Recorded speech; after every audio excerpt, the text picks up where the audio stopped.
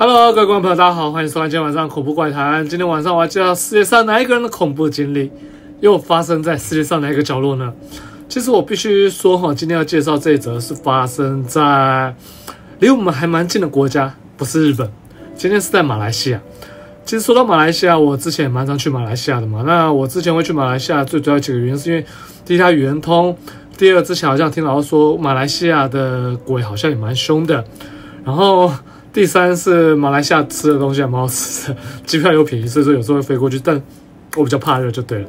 那當然我也去馬來西亞拍攝過，也有碰到一些怪事情。其實，對了，這幾年好像都是往日本跑，沒有往馬來西亞跑。有機會的話，是真的還可以再去馬來西亞看一看的。不知道，最近沒有什麼安排。對啊，然後呢，下個禮拜就要跨年了嘛。那其實2025年的怪談這一則好像已經是最後一則了嘛，對不對？那今天在2025年的最後呢，還是感謝我們的觀眾跟會員齁，就是你們這一年來的一些支持，所以2025年已經過完了。對，那雖然2025年大家也知道嘛，我昨天有那個影片當中有講到說，其實最不捨的就是2號嘛。對啊，那現在已經將近半年了，雖然難過，但也沒辦法。對啊，日子還是得活下去，不是嗎？好了，那這些都題外話。好，那接下來呢，其實要說到就是說，關於今天這則恐怖怪談，我不知道大家在讀書，應該有時候讀書的話會去租房子嘛。那像說可能在台北讀大學啊，你老家在高雄，那也來台北租房子。那當然找房子的時候，我們最希望就是找到便宜又有隱私又棒的一個房子嘛，对不对？然後地點又好。但是你有想過它便宜的背後有着什麼樣的狀況呢？那沒錯，今天這個恐怖怪談呢，就是發生在馬來西亞，因為馬來西亞比台灣大了很多，所以相對他們也要租房子，狀況也相對的更多。但是你想想看，你只要租的房子旁邊有個墳墓的話，你覺得它會不會發生事情呢？好，那接下來我就把這個恐怖怪談介紹給大家嘍。我從來沒想過會在這個網站發文，我已經當了好幾個月的潛水讀者，雖然聽起來很蠢，但我還是決定分享我的經歷。我從小就超怕靈異的東西，怕到爆。明明最愛看恐怖片，最愛聽鬼故事，結果看完總得開着床頭燈睡覺。一個人在黑暗中不行，家裡如果只有我一個人，房門絕對要開着。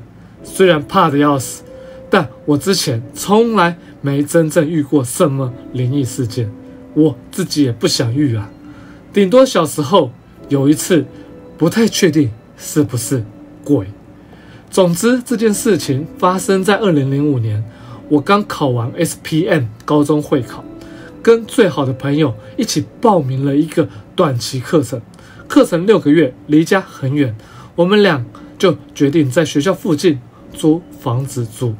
這是我們第一次離家獨立，興奮得不得了。我們原本住一間房，後來房東出了問題，只好另外找地方。有一天傍晚，我爸媽開車過來幫我們找新房子。天已經黑了，我們終於看到一大棟聯排屋外掛着房間出租的牌子。媽媽馬上打電話，房東過來說，房子有3間空房，2間完全沒有人，另一間下個月才有人進來。他帶我們看房子，房子很大，雖然有點髒，但我們當時急着找地方，也就勉強接受了。隔天我們大掃除，把房子清理乾淨，清理完才趁天亮好好看房子的周圍。前一晚太黑了，結果一看，後院就是墳墓，最近的那座墳近到伸手就能摸到了。墳墓上刻的名字是文森，中間名和姓忘記了，出生和過世年份都是1989年，意思是文森是個嬰兒。我們2個嚇了一跳，獨自住在那裡有點毛，但又安慰自己，租金便宜啊，又有隱私，整棟房子至少1個月內都只有我們啊。等其他人進來住的話，就這樣硬着頭皮我們住了下來。主要事件發生在某個晚上，我們上完課回家，洗完澡，在房子裡到處晃，所有房門和廚房門我們都隨手關上。我們無聊的看東看西，到處看看，窺探大廚房和其他的房間。晃着晃着就膩了，還早，不想睡，就想找點放鬆的事情做。我們在客廳裡點了1、2根蠟燭，閉眼小小冥想一下。現在回想起來，超蠢的，但當時腦袋就只想到這個。突然，整個房間變得異常寒冷，而且聽到輕輕的風鈴聲，這絕對不正常。那種寒意是我這一輩子感覺過最恐怖的冷。我們兩個同時張開眼睛，看到對方的臉色發白，嚇得魂飛魄散，下意識就衝進自己的房間，嘣一聲關門。我朋友還順手把蠟燭給吹熄。我們對坐了好一陣子，誰都沒有說話，只覺得剛剛到底是什麼鬼東西啊？我們都想不通風鈴聲哪來的，所有的門窗都關得死死的啊，因為我媽特別叮囑過。過了一會，實在累了，不知怎麼的就睡着了。半夜，我被嘣一聲巨響嚇醒，像是有人用力砸我們的房門，我嚇得彈起來，還以為在做夢，結果朋友也被同一聲吵醒了。現在打字我還在起雞皮疙瘩。我們兩個坐起來，豎着耳朵聽。接下來最恐怖的是，我們聽到有人在房外走來走去，穿着我的拖鞋，走來走去，走來走去，就在我們門口不停。我們知道一定是我的拖鞋，因為那雙拖鞋是去浴室用過，踩起來會發出吱吱的濕水聲。我朋友嚇到整個人跳到我的床上，我們兩個擠在一張床上，不知怎麼的睡着了。我抱着聖經，我朋友抱着古蘭經。相信我，我們怕到極點。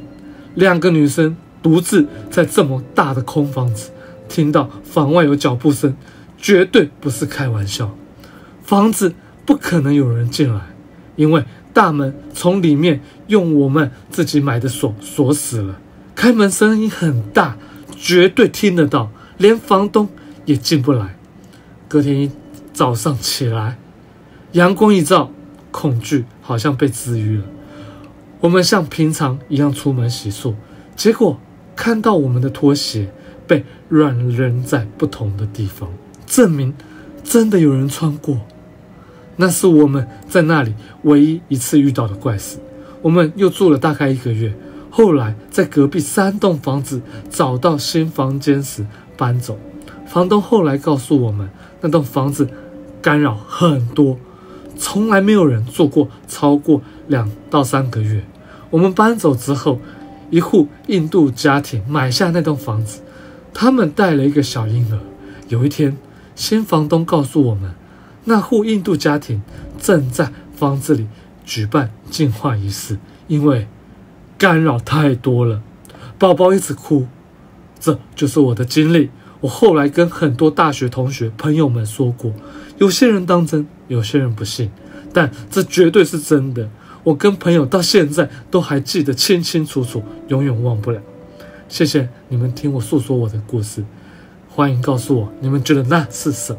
好，介紹完今天這個恐怖怪談，我必須說，其實或許大家會覺得這個怪談有點平淡，但我必須說，你要換個角度去想，今天假如你是故事當中的那個女生呢，你在那房子當中，你又不像我們這樣子已經是身經百戰了，聽到這聲音一定是門開了追出去看看拖鞋會不會動，只要會動的話最好拍起來。但假如是一般人的話呢，那感覺就不一樣了。所以站在他的立場來想的話，我這則恐怖怪談的評分大概會給他3.5到4顆星左右。其實說恐怖的話，假如我換成他的話，我一定會很害怕。對，好，那我只能說啦，墳墓附近的房子也不能說不好，有一些人住了就沒事，有些人住了就有事，对啊，很奇怪。像在台灣，好像有些人住在墳墓旁邊，好像也沒事嘛。雖然房子比較少就是了，但他們也沒有打算要搬啊。那在日本也更多啊，他那個窗戶一打開，前面都墳墓啊。那有人說住得很不舒服，有些人也是房租便宜自白並不是。好 ，OK， 那這則恐怖怪談就介紹到這個地方為止。新的一年也祝大家一切順順利利的哈。那接下來下一則恐怖怪談，我們就2026年再見了，拜拜。